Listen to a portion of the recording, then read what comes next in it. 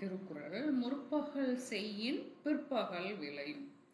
ஒரு நகரத்தோட ஒதுக்குப்புறத்துல ஒரு பெண் தனது ஒரே பையனோட குடிசையில வாழ்ந்து வர்றா. அவளிடம் மனிதாபிமானம்ன்றது சுத்தமா கிடையாது. அடாவடித்தனம் செய்து பிழைத்து வந்தால் பிறர் பொருளை அபகரிக்க அவளது மனமும் உடலும் கூச்சப்படாது. வெளியே செல்லும்போது பிறருடைய வீட்டிலேயோ தோட்டத்திலேயோ காய்கறிகள் பழங்கள் காய்த்து தொங்குவதை கண்டால் அதை இரவே மகளுடன் சென்று பறித்து வந்து சந்தையில் விற்று காசாக்கி வயிற்று பிழைப்பு நடத்தி வந்தாள். உரியவர்கள் வந்து அவளிடம் கேட்டால் மிகவும் கேவலமாக அவர்களை திட்டுவாள். அவளுக்கு பயந்து மக்கள் ஒன்றும் செய்ய முடியாது தவித்திருந்தனர். கடவுள்தான் அவளுக்கு தண்டனை வழங்க வேண்டும் என்று தெய்வத்திடம் பலரும் முறையிட்டனர். சிலர் அவளுக்கு சாபம் கொடுத்தனர். இது அவளது காதுக்கு சென்றாலும் எதையும் சட்டை செய்யாமல் தன் போக்கிலேயே சென்றாள். தாயை போலத்தான் பிள்ளை இருக்கும். அவனும் தாயிடம் வந்து அங்கு ஒரு தோட்டத்தில் நிறைய காய்கள் உள்ளன, இன்று அதனை ஆட்டையை போடுவோம் என்பான். தாயும், மகனே என் சமத்து, நீ நன்றாக பிழைத்துக் கொள்வாய், சபாஸ் ராஜா என்று பாராட்டுவாள்.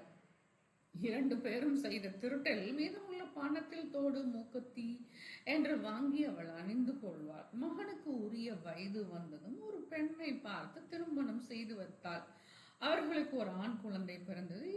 இவள் ஒரு நாள் தனது மூக்குத்தியை கலற்றி வைத்துவிட்டு குளிக்க சென்றால் திரும்பி ஒன்று பார்க்கும்போது வைத்த இடத்தில் மூக்குத்தி இல்லை. வீடு முழுவதும் தேடியும் கிடைக்கவில்லை.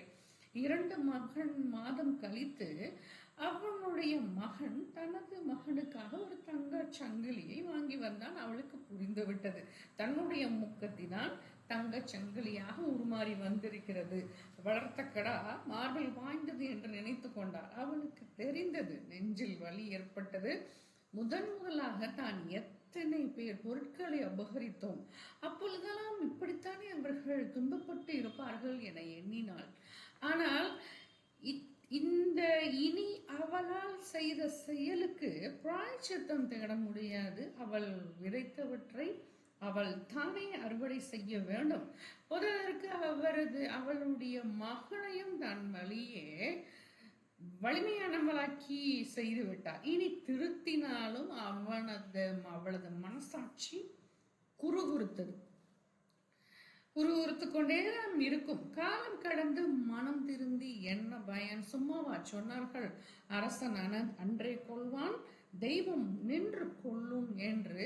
தவறு செய்தவர்கள் தெய்வத்தால் கண்டிப்பாக தண்டிக்கப்படுவர். தண்டிக்கப்படும் பொழுது முட்டி மோதி கண்ணீர் விட்டு கதறி அழுதும் மன்னிப்பு கேட்டாலும் பயனில்லை. அடுத்தவர் வாழ்வில் நிகழ்வதை பார்த்து நாம் தவறு செய்யாமல் நேர்மையான பாதையில் பயணிக்க வேண்டும். கண் பார்வை நன்றாக இருக்க வேண்டும் என்றுதான் சூரிய நமஸ்காரம் செய்வார்கள் நம் முன்னோர்கள்.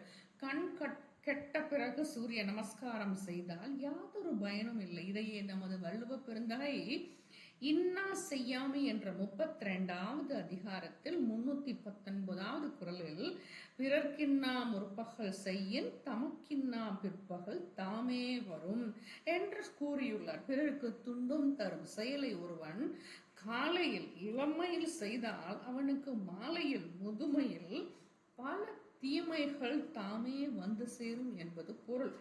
இதை காலங்காலமாக இறை சட்டம் நிறைவேற்றி கொண்டுதான் இருக்கிறது. நாம் மனதால் நினைப்பது கூட தெய்வத்தின் கண்களில் இருந்து தப்பாது. தெய்வ நம்பிக்கை, தெய்வ பயம் இவை இரண்டும் இருந்தால் மனிதன் ஒருபோதும் தவறு செய்ய மாட்டான், பழி பாவத்திற்கு அஞ்சி வாழ்வான். இவற்றை குழந்தை பருவத்திலிருந்தே செய்ய பழக்கி கொடுப்பது பெற்றோர்களின் தலையாய கடமையாகும். நான் எவ்வளவு விஷயங்கள் நம்ம தவறு செய்தாலும் யாரும் கவனிக்கவில்லை என்று நினைத்து கொண்டு தவறு செய்து கொண்டிருக்கிறோம். ஆனால் இறைவன் மீது பயம் இருந்தால் கண்டிப்பாக செய்த தவற்றுக்கு தண்டனை உண்டு என்று அஞ்சி வாழ்ந்தால் தீயவை நடப்பதற்கு வாய்ப்பு கிடையாது. இதேதான் திருவள்ளுவர் பிறர்க்கின்னா முற்பகல் செய்யின் தமக்கில்லா பிற்பகல் தாமே வரும் என்று கூறியுள்ளார். இன்றைய சிந்தனைக்காக நன்றி.